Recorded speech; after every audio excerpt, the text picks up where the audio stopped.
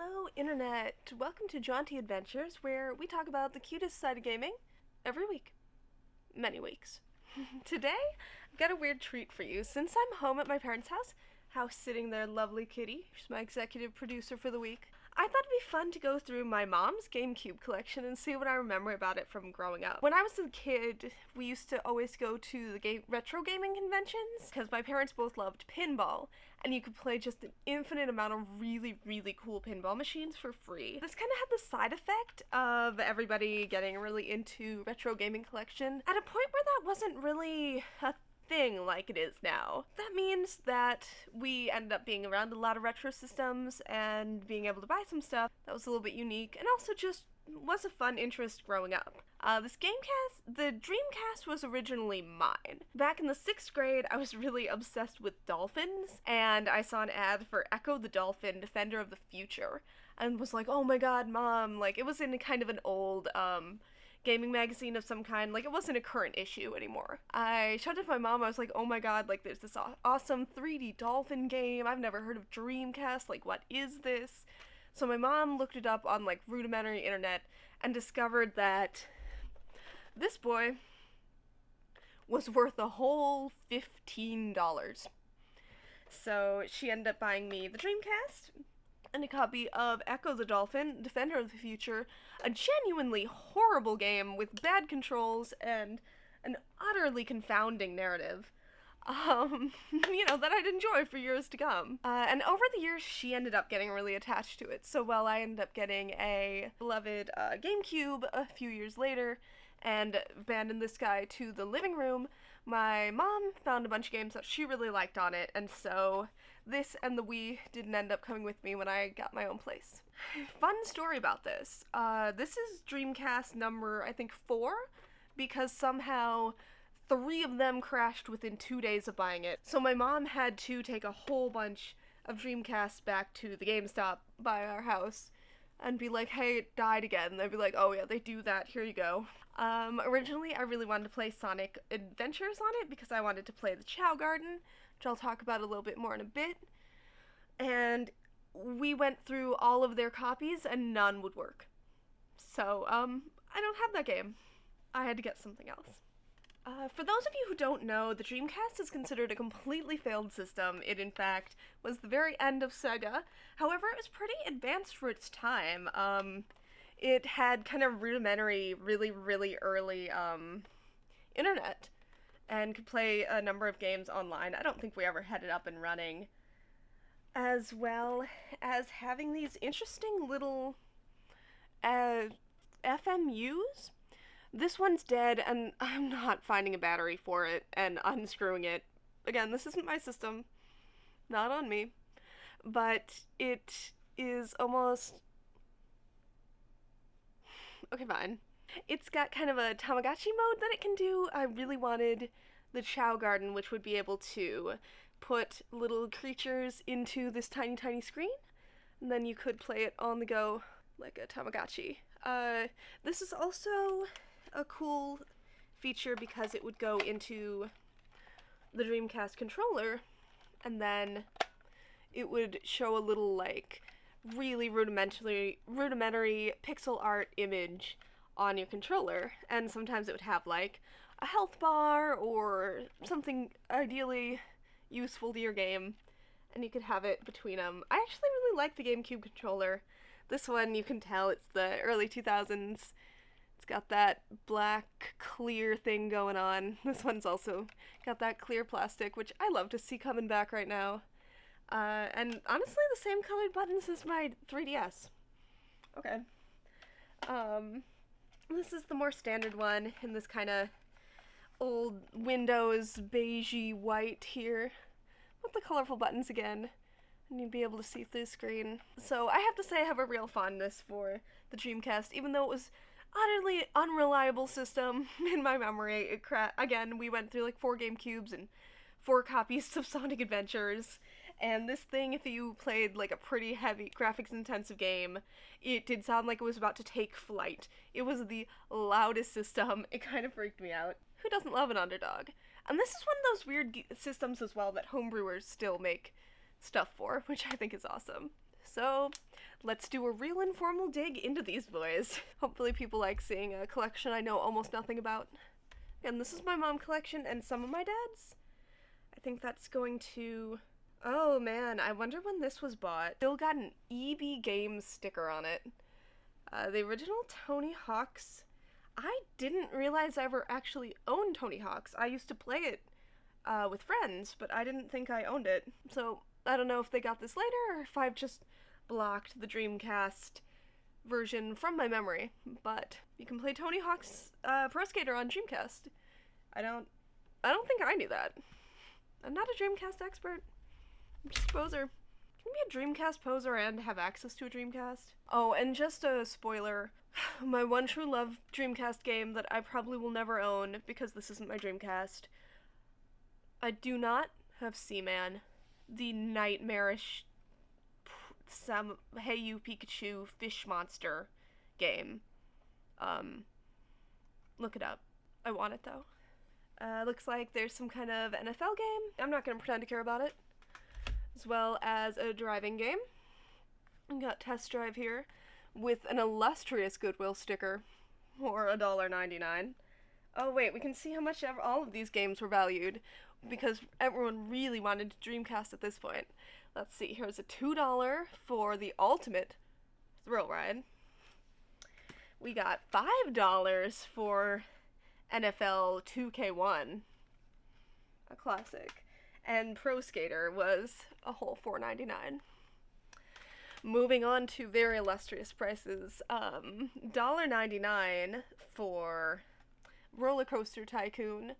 I've never tried to play a Tycoon game on console. I don't know that I want to. I believe, if I remember right, this is my mom's absolute favorite version of Tetris. I believe it's the reason I can never take this Dreamcast to my retro game setup at home, because she's not wrong. It is the best Tetris I've played, mainly because it's got a really cool versus mechanic, which both does things like drop trash and spin your whole screen around and stuff like that, but also you do that by making trash, and all the bricks kind of can come apart and like drop down, and it just adds a whole nother layer to the game and to like playing against each other, and it can get real competitive and real crazy. Unfortunately, this is my mom's absolute favorite game, which again is great. It is not shade. So of course it died because it's a Dreamcast and I love them and they're awful. So here is both copies of Tetris Online Edition from when the first one just mysteriously and randomly stopped working. Both copies. Here it is. The reason I have a Dreamcast set this whole course in motion. Echo the Dolphin, Defender of the Future. I've since learned I could never get past the second level. There was like a cool open world where you got to swim around and be a dolphin, and they forgot to tell you what the objectives are.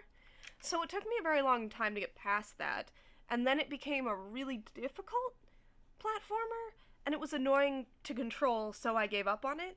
Apparently this game about a happy dolphin does have aliens and time travel, and is based on a series of sci-fi books that are really high concept. I don't know. I was in the 7th grade. I wasn't prepared. I may never be prepared. Echo the Dolphin, Defender of the Future. Hey, we got some Q*bert. That's actually my earliest memories playing Q*bert. It looks like a good Q*bert. Should I have played these before I reviewed them? I don't know. I'm kind of busy. I'm just going in blind, man. Look, you want to know what my mom's GameCube collection looks like? This is it. What do these games play like? Does anyone know? Alright, that's right. There is a GameCube, or there was a Dreamcast Resident Evil. They've got Resident Evil Code Veronica, which seems like it's just a multiplayer and not a campaign. That's interesting. Oh! This is in the back. The case is actually for...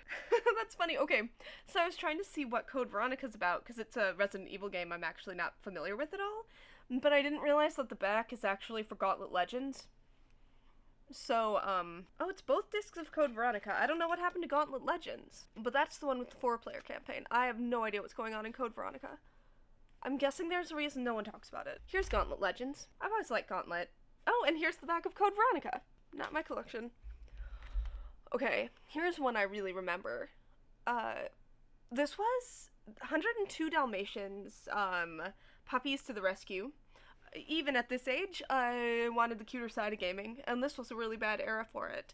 So I figured this was going to be a really crummy licensed game, and I'm guessing it doesn't hold up, but it could be surprisingly difficult. I recall at some point I did a full completion run of this as a very engaged 7th grader. I recall that one was a mini game you had to really button mash and was always really hard. You had to power a roller coaster by pressing A and B as fast as humanly possible, like a little bit faster than humanly possible. I remember getting stuck on that, and then my mom was like, "What are you talking about?" and tried to play it and was like, "Oh my god, I can't beat the roller coaster." This game was an odd thing. It was a full 3D platformer, like a collectathon. It was a full collectathon, and I remember it being, oh my god, if this isn't a period piece. The back says, starring Frankie Muniz as the voice of Domino. Perfect. Yeah, so it was set in the game world. It was a 3D collectathon, and it had you going around London collecting puppies and jumping over stuff and generally being From what I remember, I'd love to know, and let me know in the comments if you want a full review of 102 Dalmatian Puppies to the Rescue. I've never heard anybody else talk about this game. No idea if it would hold up, but I remember it being, like, much more fun than it had any right to be. We had to have Sonic Team somewhere in here. We got Choo Choo Rocket, a really interesting game that I'd honestly love to see come to Switch, though I feel like it would be right at home on the 3DS. Like, they should have put this out for the 3DS. Apparently this had online support. Yeah, it's a, like, puzzler with little mice that you kind of had to herd around the levels, so you manipulated the level and moved them.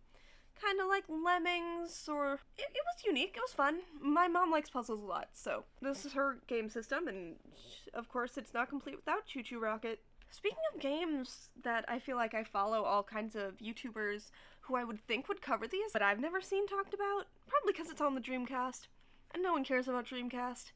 Only my mom loves Dreamcast. Keeping the dream alive, Dreamcast. We got a reboot of Centipede. It was an interesting game. It was kind of a full 3D environment, but you still were shooting all the mushrooms and then avoiding the centipede. You were this little guy. You could be either in a, like, top-down view or first-person view. And it kind of tried to remix Centipede for the modern, at the time, era. Yeah, it was fun, it was arcadey, it was hard. It's interesting to me they never tried to continue this. Rebooted arcade games was a pretty big fad at the time. I'm surprised they didn't try to do more with it. No, there's like a whole series of Frogger games, there's a Pac-Man 3D platformer series, so I'm surprised this one, as far as I know, there is just this reboot of Centipede, which wasn't bad. It certainly had potential. I'm surprised I never saw it come back again. And last is a sealed copy of Feet of Fury. I brought up the gaming conventions in the beginning because that, I believe, is where this guy came from. Well after the Dreamcast had been discontinued, somebody had decided to make this rhythm game that uses only the controller and is compatible with Dreamcast well after it was relevant. I do not remember how my mom got it, but we didn't pay, and that's why there's a fully sealed copy of Feet of Fury in my mom's game collection. Or maybe it's compatible with the dance mat, we just don't have one. So it's slightly mysterious. I don't quite remember where it came, who gave it to my mom, or why it's still here. Sealed copy of Feet of Fury. And then the last thing in the box is just a Sinead O'Connor CD. I hope you guys found that interesting, found that entertaining in some way. It's always weird to go through somebody else's collection. I always find it interesting. Since I feel like a lot of roundups always do like a top, it's always fun to see what people actually buy.